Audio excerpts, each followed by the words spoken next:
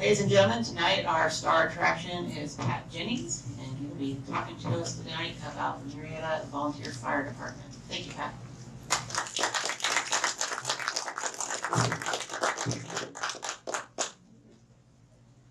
All right, can you guys hear me? No. Oh.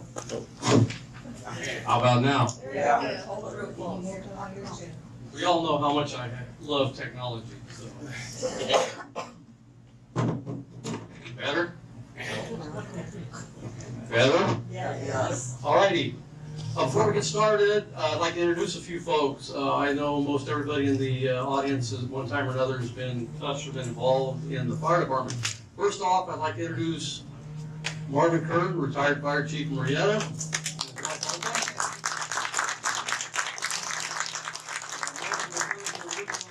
Founding members of the fire department. Also tonight with us is the current fire chief, Scott Ferguson. Stand up, chief. Sitting next to him, Brian Ramos from the city of Murrieta. In the back, battalion chief Mike Ramos. Retired volunteer firefighter Jerry Grandy.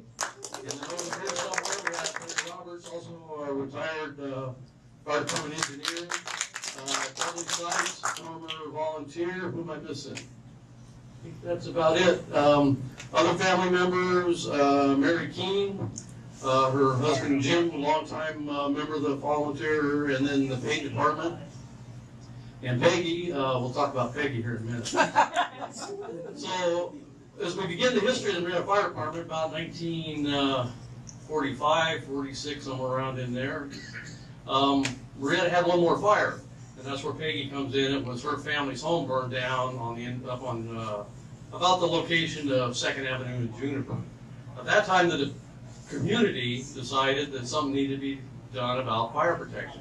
Closest fire protection, if you ever got anything at all in Murrieta at that time, might have came from Lake Elsinore, where there was a municipal department if they decided to come out of town. Forestry station in Temecula, one at Tanaha Ranger Station, maybe as far away from Paris if you got anything at all. So the Farm Bureau at that time, who was kind of the movers and the shakers in the community, said, well, let's do something. So they tapped a guy named Ray Thompson from one of the prominent families here in town, and because he was a professional firefighter Camp Pendle at the time, so they got together, formed a fire protection district. It doesn't sound that easy, but they had to form a special district. They had to have a tax assessment vote taken. They collected $1,400 from the community at large to buy the first fire truck. So as you can see, it was a community effort. The fire station was later built for the first barbecue in 1948. Was built during that year with volunteer labor and money earned from the community. I'm technologically challenged, so bear with me. This is one of the earliest photos I've been able to find. This was taken in April 1948 at the first barbecue. Shows the original founding crew. And if you look in the lower left-hand corner, that young man is sitting with us tonight. That's Marvin D. Kern. On the top left, Victor Garrison was the assistant chief, and on the far right, Raymond Thompson. For the first year of the fire department's existence, they didn't have a fire station, so the engine that they had purchased was ordered at the Murrieta machine shop, and the bell to Methodist Church was rung to call the volunteers to their duty. What I've heard is the first year there was about 3 calls that year for service. One of them later on, if not that year or shortly thereafter, happened to be my mother-in-law's house down on Ivy near the railroad right-of-way, burnt completely down right before Christmas, 1948. So at that time, the community of Murrieta, being what it was, the Murrieta Volunteer Fire Department, and the Murrieta Riders got together, held a fundraiser, and built them a house that they lived in until the late 1980s. This was the fire station. Grand opening in April 1948 with the engine that they had purchased. As you can see, there's not much there. There's a lot there now, but that's what it looked like back in the day. This was Murrieta Fire's first fire engine. It was a 1941 International Beam. It was well used when they got it, because it was a 41 model. They bought it in 1947. They paid $1,400 raised by the community.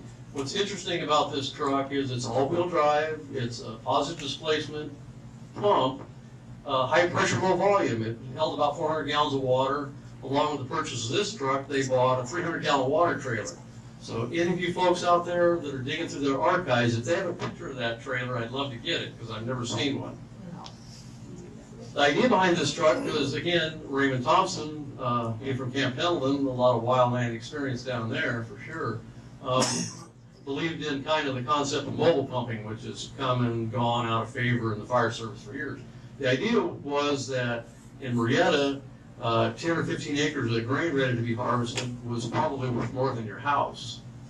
And so if your crops burned up, you might not be able to survive the next year because you've lost all your income by sale of grain or hay or whatever you were doing with it. So this truck could actually pump and roll, so made it kind of unique in its time and place. Later in my career, we still were doing some of that kind of stuff.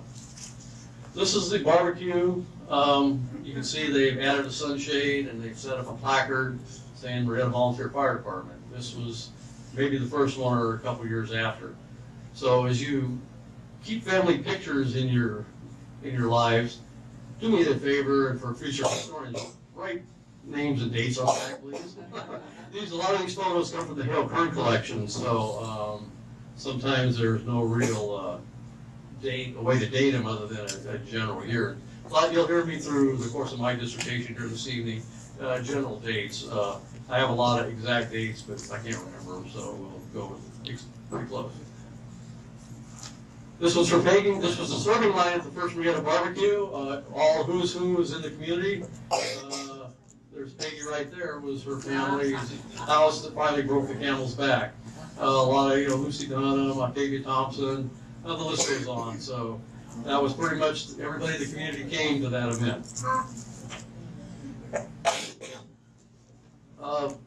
I dated this picture probably the late 1940s. This was a demonstration put on by Assistant Chief Vic Garrison for the paper, showing the high pressure, low volume fog nozzle in usage. As you can tell, back in those days, turnout gear consisted of a long sleeve shirt and a football hat. And illegal burns, which you can't get away with nowadays either. AMQD is always after you. In 1952, again, the department tapped the community for $400 worth of donations and bought this E&J resuscitator. The department still has this resuscitator. At that time, in 1952, they got into the EMS business. A yoke around many firefighters' neck for many years. About 80% of what fire departments do nowadays. So early on, the truck was modified to carry this resuscitator, which weighs about 85 or 90 pounds. And through the course of a lot of historical documents I've been reading, they went on a lot of resuscitator calls. A little later photo, this is pre-1948, or 1958 rather, a little bit different crew, Assistant Chief Vic Garrison, Clayton Erdell, Lawrence Dunham, I think that's Ray Thompson, Ira Rail, and Chuck Jensen. Most of you know Chuck Jensen hiding in the background there. He photobombed them that year. So anyway, everybody thinks it's a new thing, right?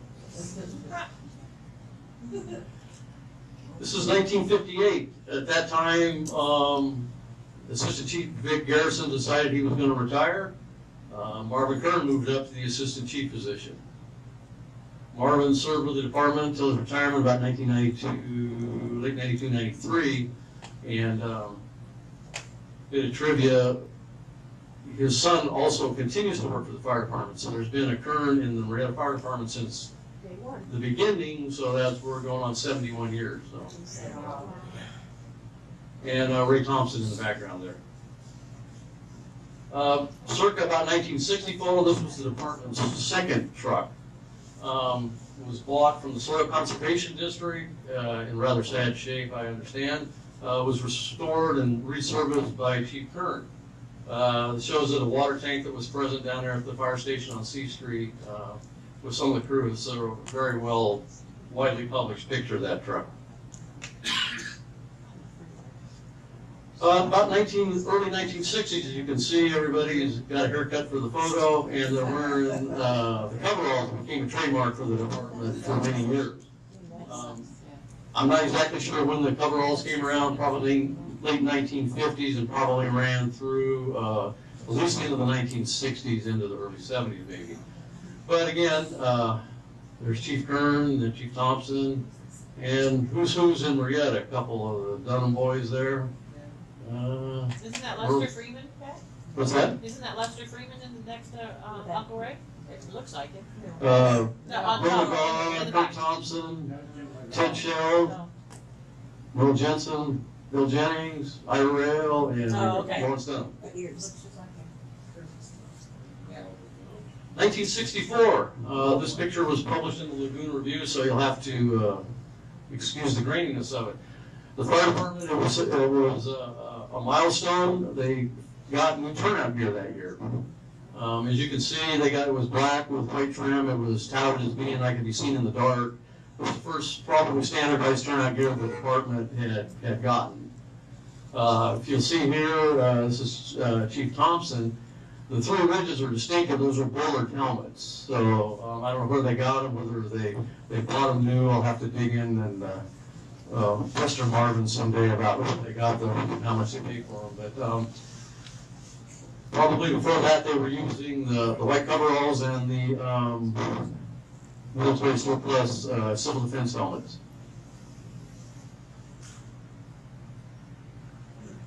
Another early mid-1960s photo. About that time, Murrieta suffered a water crisis when all the horse ranches started irrigating their permanent pasture. The water table in Murrieta fell from about 35 or 40 feet to several hundred feet. So again, in Murrieta's tradition, they got together, formed a water district. Well, when they formed the water district, the fire department asked them, well, do you have any fire hydrants planned? And they said, well, we never really thought about it. And so the fire department got together with the water district, and the fire department personnel installed 4 fire hydrants to service Murrieta. This was one of them, and this is on the corner of Plum and Ivy Street. Chief Kern, and that happens to be my dad, they were putting a fire hydrant in that day. Moving on to about 1966, the year before the fire department had floated a bond and got enough money. A piece of ground currently that's on Juniper Street today was donated by one of the commissioners, Al Edmonds. Al Edmonds, yes. And so they built this fire station and returned the old station to the Garrison family. This was taken for the barbecue in 1966. A little bit different now. This is about a 1966 photo. This was the department's 3rd truck. I've heard and been told the cabin chassis came from a guy named Lyle Gertis, a local truck driver guy. The body came from the Soil Conservation District, I heard. They must have quite a junkyard up there, that's all I can say. Not sure where the pump and pump motor came from. I have never had the pleasure of driving this rig, but if Battalion Chief Steve Keene was here, he'd probably tell you it had a 2-speed transmission, and it was a bear to get it stopped once you got it going. So later on, I think it was about the mid to late 1980s, the fire department donated this truck to a town down in Baja, Mexico. And last we heard, it was still hauling the water for their little community.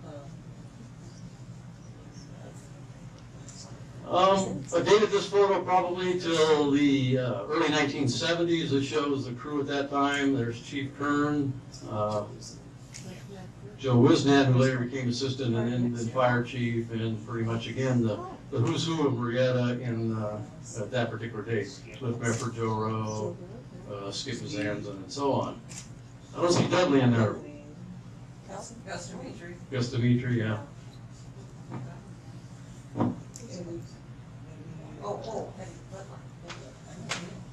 If anybody knows the date, let me know. You can identify the people.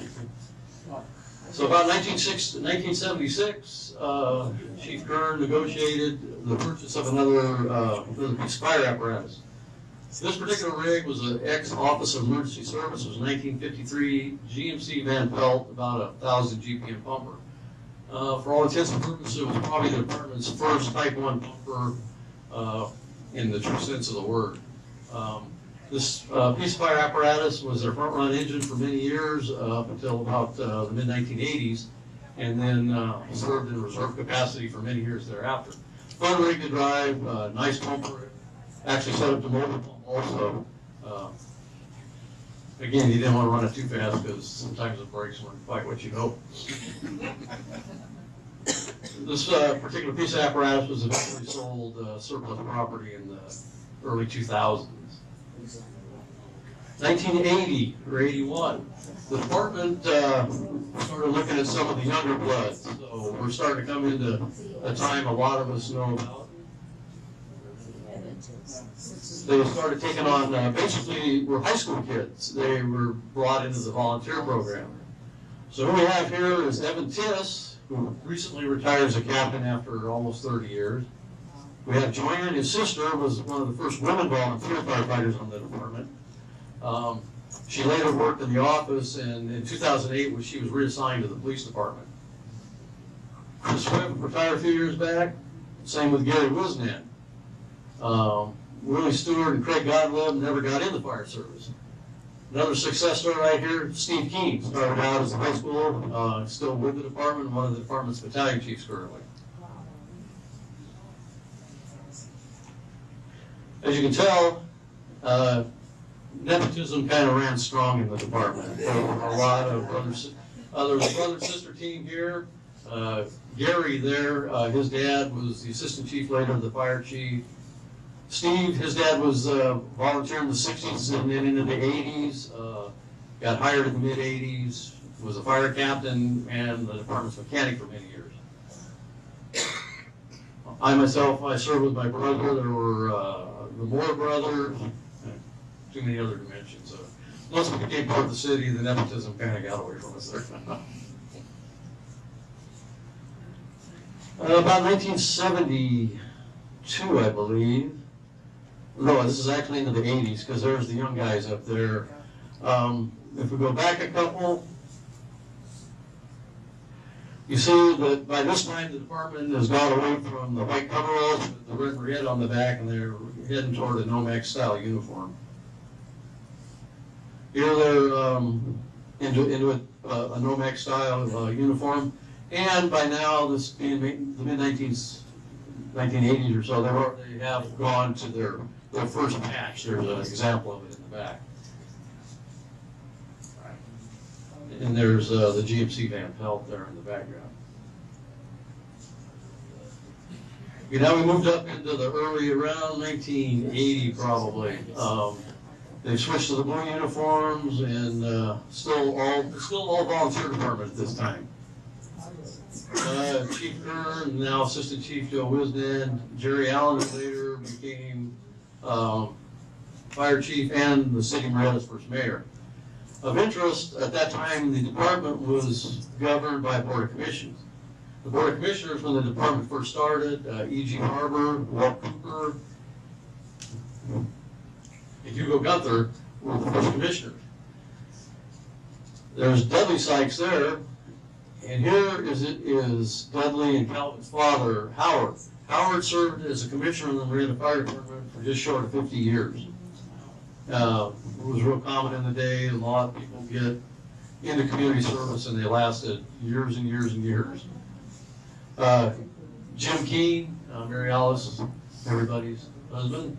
Everybody's. Oh, thank you, Jerry. Yeah, that's work that kind of ran the family, didn't it? Also, in the probably mid to early 1980s, the fire department was supported by the Women's Auxiliary. Very active group, especially in the early days, heavily into fundraising for the fire department. I know they purchased stove baskets, they purchased, probably, if I remember right, the department's first thermal imaging camera, rope rescue equipment, swiftwater rescue equipment. I wouldn't be surprised if they were involved in maybe the purchase of the department's first auto extrication equipment, if not the later stuff for sure. They've got this van donated, restored. They bring hot coffee and tea and sandwiches and donuts out to the fires for them. Yep. Wow. So I couldn't resist this photo. This is the maiden photo of a 1984 E1 Hurricane. This was the first cabin chassis this designed to roll off the plant in Ocala, Florida. Later on, it became the West Coast demo. In 1985, the department bought this rig, and it became probably the newest, sharpest rig in the area, and the one that was a new. You can tell, because it's still got singles on the back, later on it was converted to duals. The department still has this rig because of its very generous bench seat in the front. That's what it's called. It's called the couch. Great rig, they're still using it.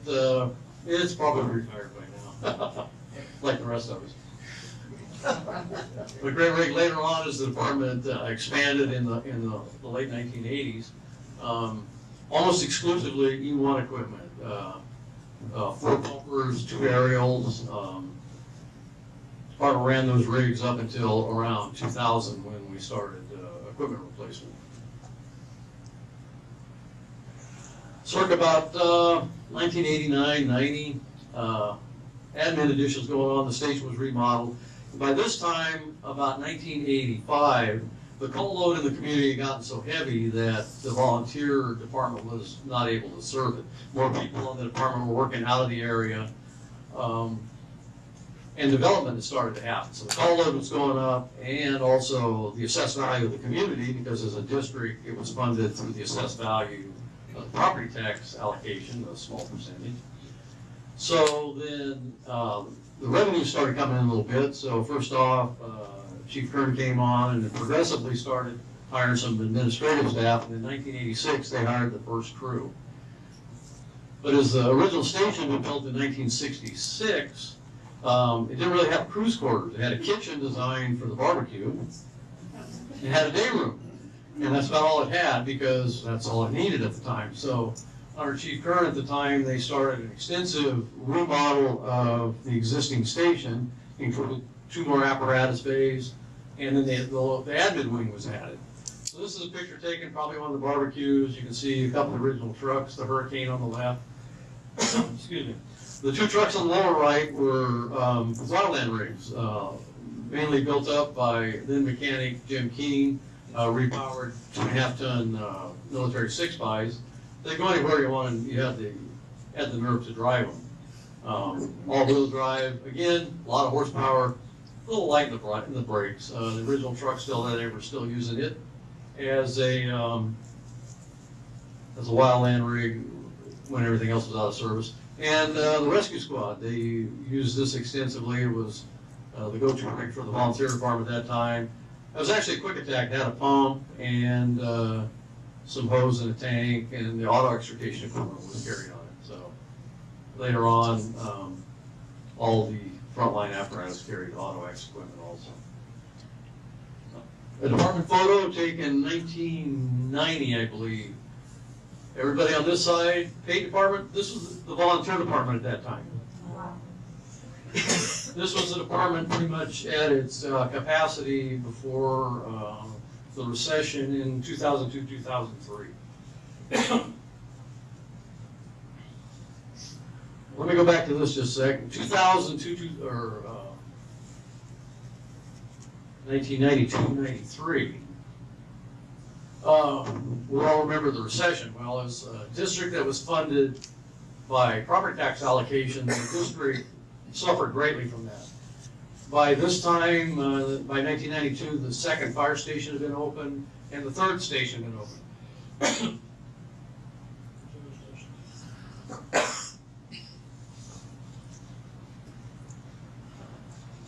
So the department started downsizing at that time, because the revenue had basically been halved or less.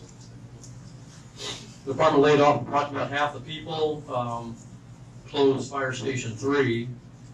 Through all that trouble, 1983, the department became a subsidiary to the city of Murrieta.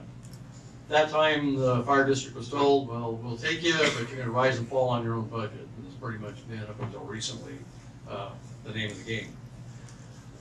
Fire Station 3 had been closed. Later on negotiations, the department opened Fire Station 3, and we were staffed with 3 two-man engine companies and a shift captain that acted as a battalion chief. We fought a lot of fire in those days. It was before 2 in and 2 out. Put out a lot of fires, and fortunately we never hurt anybody or lost anybody. Fire department stayed that way up until about 96, 97, when we finally got enough revenue generated to hire 3 more guys. And so we staffed up and started on the recovery. By 2001, the recovery had been enough. We hired enough. We had enough revenue. We hired enough people.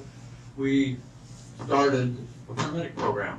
It was a long time coming, but on this date, Murrieta was in the ALS, first responder provider, non-transport. So been that way ever since. Murrieta currently has 5 engine companies. All of them are paramedic equipped. Most of them anymore are pretty much full paramedic engine companies. This is about a 2000 picture, shows the department on the upswing again. A lot of new faces in here, a lot of old faces. This after we hired paramedics in about 2000, before we started the program in early 2001. At that particular time, Jerry Allen was the fire chief.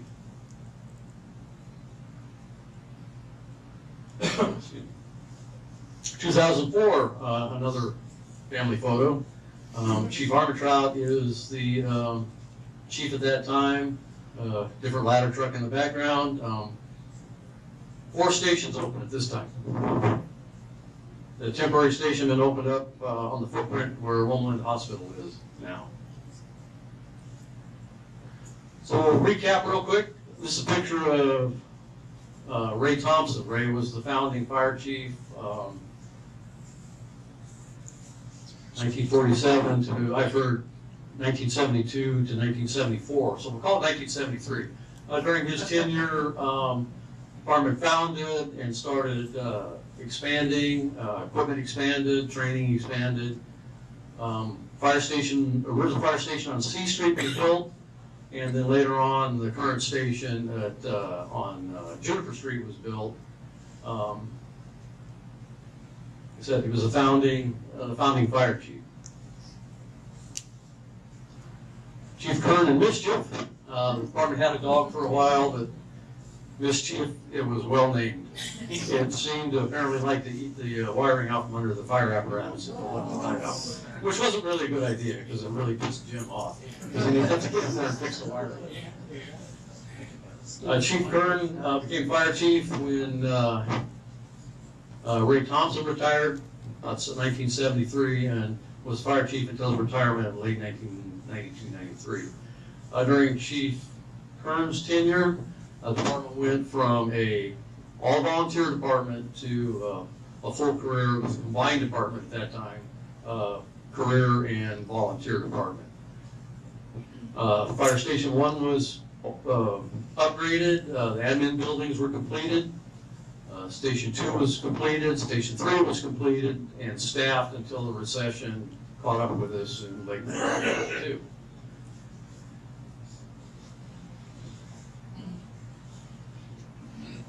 Joe Wisnan. Joe started the department around 1972, if I remember right, rose to assistant chief. And when Chief Kern retired, Joe Wisnan moved up to the top spot. During this time, the department was greatly downsized. He was chief from about 1993 till about 1996. Served about 3 years. During the time, he had a greatly depleted department. Worked with the city during the transition to from a full-blown fire protection district to a subsidiary district. Also during that time, tried to save as much money as the department could, much to the dismay of a lot of folks.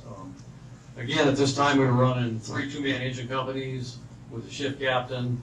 Shift captain had a huge collateral admin duty. Half the office staff had been laid off at this point, so it was himself and Jerry Allen was the administrative battalion chief at that time. Jerry Allen became the chief in 1996, left in 2000. The department started a slow rebuild under Jerry. Interestingly enough, for those of you that remember your history, 1991, the city of Murrieta incorporated, immediately incorporated to stave off an incorporation drive from the city of Temecula that included the whole valley here. So if Temecula would have got their way, we'd be in Temecula today. We would be the community of Murrieta inside Temecula. So the locals decided they didn't like that, so they started a citywide drive. And through the course of that, of course, you have to elect your city council. Well, elections were held, and the fire department held the 1 and 2 spots. Jerry Allen had the #1 votes. One of our engine company captains, a guy named Joe Perry, had the second amount of votes. So Jerry Allen became the mayor, and Joe Perry became the vice mayor. The third vote getter was a highway patrolman named Gary Smith. Local control was the big deal that the founding fathers of Murrieta wanted. So they already had their own fire department. They wanted their own police department because, quite frankly, we didn't have any police protection in this town under the Riverside County Sheriffs. The department continued to recover under Jerry. Like I said, in 1996, we hired some people back. Groundwork was laid for some other things, mainly the paramedic program and the rehiring and restaffing of our 3 stations, and the rebuilding of the administrative staff. Chief Phil Armentrout was the first outside chief of the department, came on in around late 2000. Came to us from Chino Valley Fire Protection District. First outside, like I said, first outside chief. He was the chief when the paramedic program finally kicked off. During his tenure, we worked hard to rebuild the department. That time we did, because by then the economy pretty much recovered, complete apparatus replacement. During this time, temporary fire station 4 was opened, and plans for permanent station 4 were started. And the admin addition that you see today, the 2-story one, was all started under Chief Armentrout. Paul Chrisman came to us from Brea via Garden Grove. Orange County Fire Chief. He was a battalion chief, became fire chief here. During his tenure, Fire Station 4 was completed. The admin addition was finally completed. And Fire Station 5 up on the west end of town, Mount Cold Canyon, was completed. Apparatus replacement program was completed, and a few other enhancements. Chief Matt Schober. Chief Schober came to us from Plymouth, by way of Sedona and Tucson. Inherited a rather depleted administrative staff by this time, and he completed a lot of different things. He had kind of a tough tenure because he didn't really have a lot of support. His office staff had been pretty much depleted from him. Started standard cover, self-assessment that never got completed. Unfortunately for Chief Schober, in July of 2014, he'd gone out on a pretty much a political assignment to check on a weed abatement program. And while he was out there checking the weather, for those who don't know, he basically got hit in the head with a rock thrown from a big flail motor on the front end of a tractor. Hit him in the left side of his face, crushed his jaw, crushed his palate, fractured both his high orbits, concussion, a brain fracture, basically a career ender for him. He was 50, I think he was 52 at the time, prime of his career, and 1 second later he retired. We still talk to Chief Schober occasionally, suffering from PTSD and all kinds of bad things. Unfortunately, it was a career ender for him. This picture we have on the left, it's Fire Chief Scott Ferguson, who's with us this evening, and on the right, Deputy Chief Dave Lancer. After Chief Schober was injured, the department got by with the Deputy Chief at that time, run the department till the new Fire Chief, and then because I was planning my retirement, Chief Lancer was hired. So Currently, they head the department during their career here so far.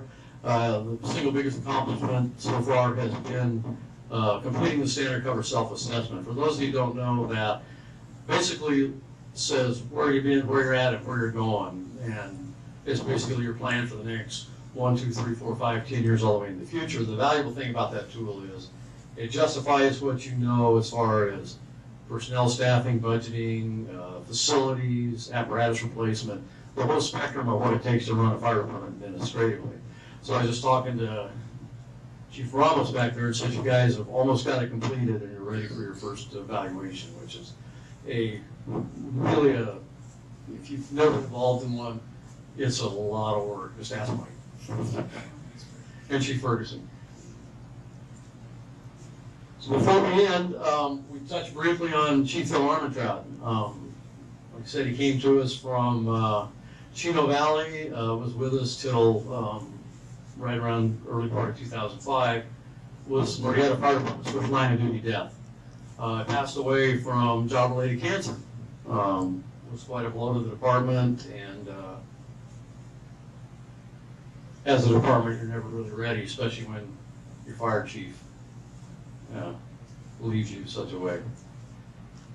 And Captain Matt Moore, I talked to you mentioned him a little bit earlier.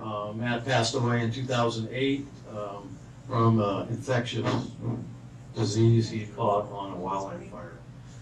Department's second line of duty death. And Chief Gilbert was almost our third.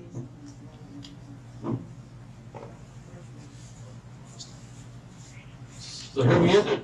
Murrieta Fire and Rescue is part of the self-assessment. It includes a rebranding. So from Murrieta Fire Department, Murrieta Volunteer Fire Department, Murrieta Fire Protection District, all the things have been called over the years. In August of this last year, as part of their self-assessment, it's now Murrieta Fire and Rescue. So I told you to be brief. I've been about 45 minutes, so we got a little bit of time for some questions. In the back, I've got some stuff set out, a little bit of the department history and everything. And I can't thank Chief Kern enough for a couple of things. Chief Kern took a chance on me in 1989 and hired me, just one more of the thumb country boys that wanted to be a fireman. Thank you, Chief. And also a couple of years ago, because my wife and my daughter and I started our department history class about 1995. Working for the department and having all of us growing up here in town, we always had an interest in the history of Murrieta. Well, we knew the 50th was coming up in 1997, so we started canvassing everybody we knew for pictures and information on the fire department. But our plan was, and what we went through with, is in the barbecue, the 50th barbecue in 1997, we had pictorial history. And we've been building on that ever since. But a couple of years ago, Chief Kern called me up and said, hey, I got some stuff for you. So I went down, met him down at his place down there on B Street, and he'd given me the department's original siren that had gone up on the station in 1948 and was transferred up to the new station, and then taken down in the early 1980s, and a bigger one was put up. All of you that have been around town long enough remember that siren. Who could forget it? But another thing that he'd given me was a little square green box about this big. And I glanced through it briefly and I was still working at the time, and so then just this last couple, 3 weeks, I've had a chance to go through it. And what a treasure house. Incident reports, volunteer meeting minutes, documents like the document, I talked about the E&J resuscitator, the bill of sale and the correspondence on that E&J resuscitator. And all kinds of stuff that's saying just a treasure chest that I haven't gone all the way through. But in the back, because we still got a little bit of time, there's a couple binders there that some of those documents are in. There was a big red binder that had all the attendance of all the members, whether they made their weekly meeting and got fined, which was a source of revenue for the department at the time, along with the barbecue, and when they came on the department, when they left from all the early years, all kinds of other documents. So it's just a treasure chest. And I thank you for that. And as a side note, because we got a couple of minutes here, we talked about the barbecue. It's been going on all these years. It's coming up this April 22nd.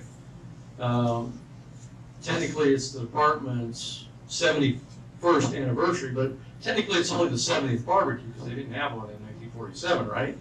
Well, in 1997, Jerry Allen decided that, he was the chief then, so you can do those kind of things, that the barbecue should match the department's anniversary, so it became the 50th, so we skipped a year. So just up until a couple, 3 years ago, we did the traditional pit barbecue, and now we all had to get together and build a smoker because of health department concerns. So that's about all I got. We got a few minutes for questions if anybody's got any. Yeah, Chief? If you allow me just a second, Pat, I want to just say how much of an honor it is to be here with each of you, in particular Chief Kern and the rest of you that helped lay the foundation for the fire department that we enjoy now. I've been a part of a couple of departments, and I believe the legacy, among other things, is the type of customer service and caring and neighbors, helping their neighbors attitude. It's not unique to every department. It is certainly this, and so I really appreciate that foundation, certainly getting us started. So it's an honor to build on the legacy that you started. I also wanted to say that Pat kind of glossed over about 9 months, and that was the gap between Chief Schobert, as he disappears over there, Chief Schobert and myself. You can talk to anybody in admin or the fire department that Pat's role for that 9 months, outside of what he'd done to that point, was critical. He did a lot of relationship building, he dug in, he kept the department going. There was a lot of administrative stuff certainly that needed to go as well. So his role, not just for the entirety of the department the time he's been here, but certainly for those 9 months and now moving forward to be our local historian, was huge. So I just want to say, Pat, thank you. He was there for a little while. He helped guide me through, a handful of months before we ended up hiring somebody new, and that was valuable to me on a personal level as well. So thank you very much. Thank you.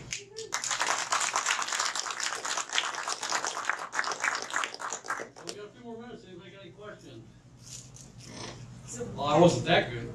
Please. So the very, very first station was not where Station 1 is now, No, where admin is? The original fire station, the first year, the truck was quartered at the Murrieta machine shop, Oh, okay. over on C Street and Washington.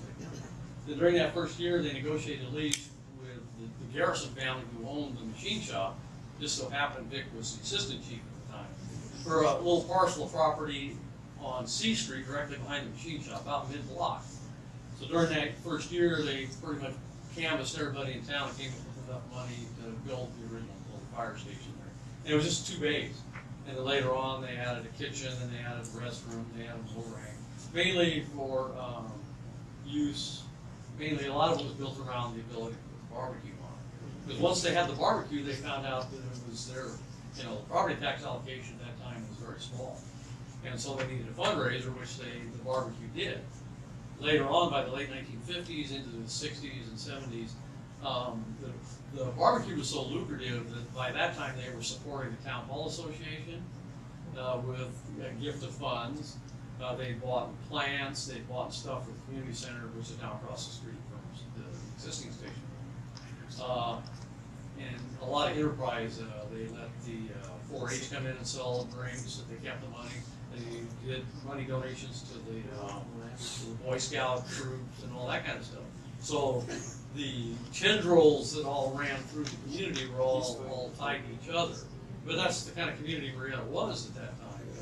If the fire department needed $400 to go buy a resuscitator, well, somehow they got $400 or $1,400 to go buy a fire truck. And so that's just how they did it. Later on they bought a second truck that needed a lot of work, and so Chief Kern and maybe a few other people got together and made it work. As a side note, of course, when they got this truck from the Soil Conservation District, it needed a lot of work. Well, back in those days, there was no eBay, right? You couldn't just get online and find parts for some obscure old military truck. Because they only made 2,500 of those trucks. And so one of the things that was missing was the carburetor. So, all the mechanics being what they are, and they took the exhaust and the intake manifold and they flipped them upside down. So they took a Stromberg 97 off a Ford Flathead V8, mounted on that, built a pipe to run down the exhaust system, and they're in business. Just one of many things. I have a question, maybe you can clear up for me. I wasn't quite sure, and I will say this. nobody that I knew ever got sick on our barbecue. No. However, was it the coleslaw or the potato salad that Kurt Thompson, smoking a cigar, used to mix in his bathtub? Coleslaw. Coleslaw, okay, thank you. And garbage cans. Yeah, coleslaw. Yeah. That's what I thought. Because as a kid, I remember I would go around with Ira Rail, that old the truck you bought, that old green 36 Chevy. And the tradition in Murrieta at that time was a week or so before the barbecue, they'd drive all through town and they had eggs and what else? Potatoes. Onions. And onions. So Celery. they go to your house and say, what do you want? You go, what's it for? "Well, I need you to boil 2 dozen eggs or boil 25 pounds of potatoes or whatever. And then the day before the barbecue, I go with Ira, we go around and pick all those things up. And you have to remember that at the time, it was a volunteer department. Well, the night before the barbecue, on Saturday night, they had a dance. And you know how the dances were in them days. Well, if you look at, you can still see at Station 1, the old building. Well, the men's restroom was on the outside of the building where the courtyard is today, and the admin building, well, there was nothing there, it was a parking lot. Well, they couldn't drink in the fire station, so they back a camper, a truck with a camper up to the door, up to the window, right? And then they take the screen out and had a bar going. So pretty much if they had a fire that night, everybody pretty much be tamed. So the next day, everybody was hungover, right? So we're going around, Ira didn't drink, we go around, pick all this stuff up, and I can remember Kurt trying to mix coleslaw. He always had a cigar about this. Yeah. The ashes are falling in the And nobody still ever got sick. We went to Murrieta Grammar School and made the potato salad. Made Mixed potato everything. salad. Lucy Dunham cooked the beans. Yep, Lucy and Lawrence cooked the beans, and then, when we were still doing the coleslaw one day, it was in about 1988. And then I did the coleslaw for the barbecue. If you grind 350 pounds of coleslaw in your house, you never get rid of that smell. Never. It's so bad you can't breathe. Anything for anybody else? Well, thank you guys, and like I said,